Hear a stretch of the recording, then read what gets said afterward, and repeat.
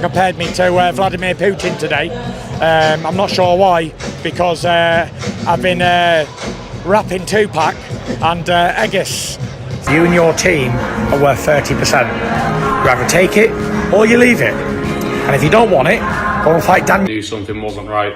I was throwing up from the pain. I was doubled over. I literally got my bag and went straight to the hospital, straight for an MRI scan. And I got the results back the same day, and the results uncovered that I had a clean break in my rib. I'm going to insert the picture here so you can see for yourself. And I had multiple fractures. Tyson Fury's comments add a whole new layer of controversy to this story. Tyson Fury is not just questioning the situation, he is doubling down on his accusations and making it clear that he still believes something was not right. With Tommy Fury now pulling out due to injury, fans are starting to connect the dots and ask even more questions. Is Tyson Fury hinting at something the public does not know, or is this simply another dramatic chapter in the Fury family saga? Anyone in boxing can see that. A complete load of dog shit, yeah? Political, whatever you want to call it, and everything did an interview just left the ring. As soon as that thing was answered, like, oh. Cheated, man. He cheated. He had rockets up his ass. He cheated. Do you still feel He that? cheated. Cheated. Total cheat. Tommy Fury is clearly trying to present himself as grounded and unaffected by the attention that comes with fame. He wants fans to see him as the same humble person he has always been. But considering the controversy surrounding his injury withdrawal, these comments hit a little differently right now. While Tommy Fury is talking about staying true to himself, many fans are still wondering whether they are getting the full story behind this shocking pullout. You know, I love everybody that follows me and supports me. I do appreciate it. You know what type of guy I am. I'm just a nice guy. And I appreciate everyone on there, but feet are still on the floor. Don't think I'm better than anybody else. Don't want to be better than anybody else. I'm still here doing my job. And Tyson Fury's comments are brutally direct. He is talking about fighters reaching a point where time simply catches up with them and there is no way back. But given the title of this story, some fans are now wondering whether Tyson Fury's mindset about decline and excuses could also explain why he seems so skeptical of Tommy Fury's injury claims. The controversy just keeps growing. He's past his prime. He's gone. Sell by date. It's like if you get the best steak ever, I don't care if you give $1,000 for a steak, you leave it in the fridge for a week and it goes off. You ain't going to eat it. You're never going to get it back again. You can't rejuvenate it. Unless there's a youth serum. Tommy Fury paints a completely different picture here. According to Tommy Fury, this was not a minor setback but a genuine medical emergency that left him in severe pain and forced him straight to the hospital. He even claims scans revealed a broken rib and multiple fractures. Yet despite Tommy Fury's detailed explanation, the accusations and doubts refuse to go away. That is exactly why this story has divided boxing fans right down the middle. Fire. It took the doctor and my whole team to really say, listen, you've got a broken rib and multiple fractures here, like you can't fight. And even now sitting here filming this video, it hasn't really sank in that I'm not fighting. Roman Fury is backing Tommy Fury's injury story and describing it as a serious operation rather than a small problem. He also points out that Tommy Fury is still trying to stay active in the gym, even if it is only light leg work. That detail matters because it suggests Tommy Fury is focused on recovery and staying disciplined rather than disappearing completely from training camp. Your brother's Tommy, what's the latest with him? Yeah, he's had quite a serious hand operation. John Fury sounds defensive but also realistic here. He is basically saying that if Tommy Fury genuinely cannot fight, then there is no point forcing it. At the same time, John Fury is reminding everyone that Tommy Fury is a professional who will keep training and doing what is necessary. Still, the fact that even the Fury family keeps having to explain the situation shows how much suspicion this pullout has created. There's no way in the boxing world for him. It's make or break for both men. But it'll hit Tommy harder because Tommy's supposed to be a professional boxer. You know, and like I say, Tommy will train hard. He'll do what he's got to do. Frank Warren makes a calm and realistic point about injuries in professional sport. According to Frank Warren, this situation is nothing unusual because injuries are part of every athlete's career, whether in boxing or football. He clearly removes blame from any individual, emphasizing that these things simply happen at elite level. His tone suggests acceptance rather than controversy, reminding fans that fighters push their bodies to the limit in training camps. Warren's statement also indirectly supports the idea that no one should be accused or criticized, as injuries are an unavoidable risk in high-performance competition. Fault. It's nobody's fault. It's what happens. You know, footballers get injured, sportsmen get injured. Andy Lee highlights the physical dangers of heavyweight boxing and explains why bigger fighters often face more injury risks. Andy Lee points out that heavyweights operate at a different pace compared to lighter divisions, and their bodies absorb far more punishment. Because of this, they are naturally more injury-prone and require careful management. His concern also extends to the overall health of both fighters heading into the event. This shows that even experienced coaches are unsure about the physical condition of athletes at this level, raising serious questions about readiness and safety before big fights. There is some differences. You know, they can't do all of the stuff that the lighter weights. They fight at a different pace, and I would say they're more injury prone because they're bigger men. You know, you have to be careful. You have to manage them in the right way, and that's something that's, I'm not sure, the health of both fighters. Johnny Nelson expresses confusion and concern over the sudden change in circumstances surrounding the fighter's condition. According to Johnny Nelson, the situation initially looked normal, as the fighter appeared healthy just a day earlier. However, the sudden emergence of illness or a medical issue creates doubt and speculation. He also highlights how quickly rumors spread, making it difficult to separate truth from fake news. Nelson's reaction reflects the uncertainty within the boxing community, where even insiders are left reacting rather than fully understanding what is happening behind the scenes of the fight week chaos. He walked down, looked in good health. You know, this virus or whatever it is he's got has come on this afternoon, so he's out. Yeah. So now we're thinking, who are they going to slip in? So one or two fighters were suggested, and when one or two fighters were suggested, I'm thinking, man, that's not. Ben Shalom explains the extreme pressure promoters face when a major fight collapses at the last minute. Ben Shalom emphasizes that for British fans, this event was a headline attraction, so a withdrawal creates immediate panic and frustration. He also points out that replacing a fighter on such short notice is almost impossible, especially at elite level. His comments highlight the logistical nightmare behind boxing promotions, where everything is carefully planned but can fall apart instantly. Shalom's tone reflects both urgency and realism, showing how fragile big fight events can be when unexpected problems arise. So, it just seems like there's franticness, if that's the right word. No, it's not. Look, when someone pulls out a day before a weigh-in, of course it's going to be frantic. It's pretty much for the British fans the main event, so it's going to be frantic. But never in my life have I seen a promoter or any organisation able to turn around a fight like that quickly. Tommy Fury gives a detailed account of his injury, describing severe pain that forced him to seek immediate medical attention.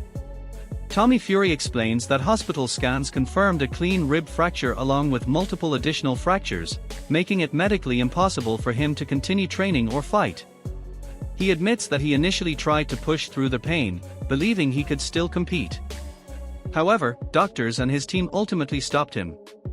His emotional statement shows frustration and disappointment, as he accepts that health must come first despite the importance of the fight and his personal ambitions. It took the doctor and my whole team to really say, listen, you've got a broken rib and multiple fractures here, like you can't fight. And even now sitting here filming this video, it hasn't really sank in that I'm not fighting. Frank Warren expresses disappointment but maintains a practical and professional stance on the situation. Frank Warren acknowledges that the fighter was earning a significant purse, making the withdrawal even more frustrating from a business perspective. However, he strongly emphasizes that health always comes first. If a fighter is not fit, they simply cannot compete. He also stresses his long-standing belief that fighters should never make excuses after the event. According to Warren, once something goes wrong, it is irrelevant in hindsight. The priority is always safety and ensuring athletes live to fight another day. Very disappointed. It was an unbelievable purse he was getting for the fight, so we are where we are. If you're not well, you can't fight. And I'm always saying to fighters, I don't want to hear after the event anything goes wrong, or you had a bad hand, or had a cold, or your budgie died. None of that matters. You've got to be, you live to. Eddie Hearn reflects the emotional and business impact of a last-minute fight cancellation. Eddie Hearn admits that while it is not anyone's fault, the situation is still devastating for both the fighter and the promotion team. His words highlight the dual pressure promoters face, balancing empathy for the athlete with the disappointment of a collapsed event. Hearn's tone suggests frustration but also understanding, recognizing that injuries are part of the sport. His statement captures the real-world consequences behind major boxing events, where months of planning can be undone in a single medical decision. It's not our fault, but at the same time, it would just be devastating for him and for us if he didn't fight this Saturday. Adam Smith describes the situation as highly unusual and extremely difficult for everyone involved. Adam Smith emphasizes that having 2 fighters pull out due to illness on such a major fight week is almost unprecedented. He notes that even doctors have cleared them as unfit, reinforcing that safety must come first. Smith also shows deep respect for fighters, highlighting that they risk their lives every time they step into the ring. His commentary reflects both confusion and admiration, showing how unpredictable boxing can be even at the highest level of professional organization and preparation. Deal with all sorts of things, but to have a double whammy on this sort of seismic fight week is extraordinary, and to have both fighters pull out ill and we don't really know what's wrong, also odd, but the doctors have looked at them, they're not right to fight, they shouldn't fight. The fighters are there. They're the ones that I look at all the time. My respect is for the fighters, whether they're top level or journeymen. They're the ones that put their careers and their lives at risk on the line. Tyson Fury speaks confidently about Tommy Fury's power and training performance. Tyson Fury highlights that Tommy has been dominant in sparring, often knocking out or dropping most of his partners. His statement is clearly intended to reinforce Tommy's reputation as a powerful puncher rather than a technical boxer alone. Fury's tone is supportive and proud, presenting his brother as a dangerous competitor in the ring. This also builds narrative strength around Tommy's fighting ability, suggesting that despite recent setbacks, he remains physically strong and capable of competing at a high level. Yes, I do know. I know he's knocked out quite a few people. Tommy knocks out 90% of the people that he spars with, or drops them at least. So he's a very hard puncher. Jake Paul reacts aggressively and emotionally to Tommy Fury's withdrawal, using strong language and accusations. Jake Paul claims that Tommy has pulled out due to pressure or fear, suggesting mental weakness rather than a medical issue. His statement reflects frustration and disappointment, but also controversy, as he challenges the legitimacy of the injury explanation. Paul also tries to position himself as tougher by claiming he has fought through injuries before. Overall, his reaction intensifies the rivalry and adds fuel to the public debate, making the situation even more heated and polarizing among fans. With a broken nose, I fought sick. Get the fuck over it. This is boxing. It's official. He was scared. I think the pressure got to him. The shit talk got to him. Tommy Fury here gives a realistic breakdown of the challenge he is facing, acknowledging the danger of fighting a much bigger opponent. Tommy Fury describes his rival as at 6 feet 8 inches knockout power, heavyweight, emphasizing how difficult it is to compete against someone with that size and punching strength. He clearly understands that in heavyweight boxing, one clean shot can change everything. His comments show respect for the opponent's power while also highlighting the risks involved.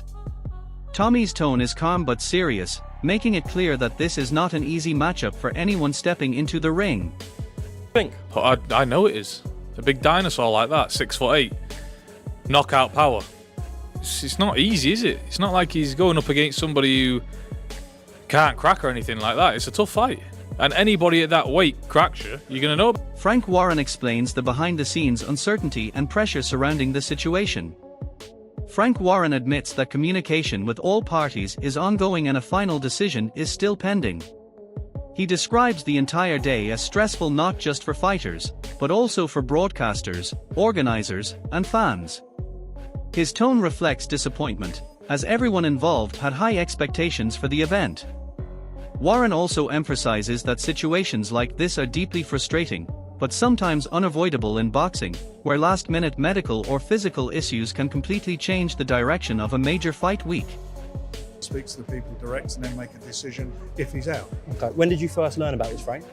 Very late this afternoon. Okay, so it's been a stressful day. To say the least. For the fighters as well. It's a shame for the fighters, for everybody involved. TV companies and more importantly for the fans. Riyadh season, His Excellency, everybody involved with this. We're all gutted, but what can you do? That's John Fury delivers a highly confident and aggressive assessment of the matchup, strongly backing Tommy Fury.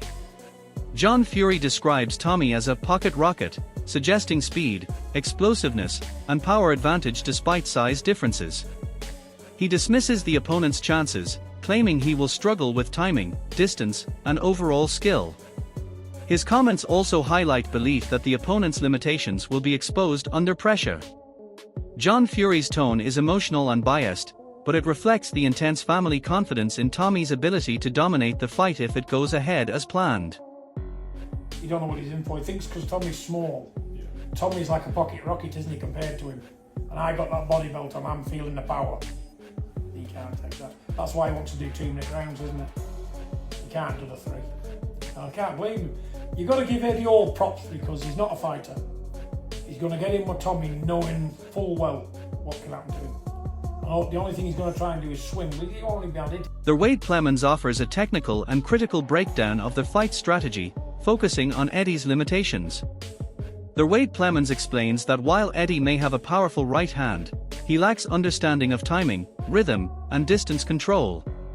He warns that relying too heavily on one punch can lead to exhaustion and predictability. His analysis suggests that without smarter shot selection, Eddie's biggest weapon becomes ineffective. This commentary highlights the difference between raw power and technical boxing intelligence, suggesting that strategy, not strength alone, will decide the outcome. Can just pull off a miracle right hand. What I'm seeing makes me even more skeptical that that's possible because he doesn't understand space and distance. He doesn't understand timing and rhythm. He doesn't understand how valuable his right hand is. And it seems like I'm being counterintuitive because all he's throwing is right hands, but he needs to value that thing. It needs to be, like I said, a weapon of mass destruction. You only bring it out at certain points so Tommy doesn't get a read on it, and also so you don't gas yourself. In the end, this entire fight story shows just how unpredictable boxing really is at the highest level. From last-minute injuries to intense medical concerns and emotional reactions from fighters, promoters, and analysts, everything can change in a single moment. What was supposed to be a major showdown quickly turned into chaos, confusion, and debate. Each voice, from Frank Warren's calm realism to Jake Paul's aggressive criticism, adds a different layer to the narrative, showing how divided opinions can become when big fights fall apart. But beyond all the drama, one truth remains clear: fighter safety always comes first. No promotion, rivalry, or pressure is bigger than a boxer's health and long-term career. Fans may be disappointed, critics may argue, but medical decisions cannot be ignored. This situation is a reminder that boxing is not just entertainment. It is a dangerous sport where everything depends on timing, preparation, and physical condition. At the end of the day, the ring will always be there, but fighters only get one body, and protecting it is the real priority.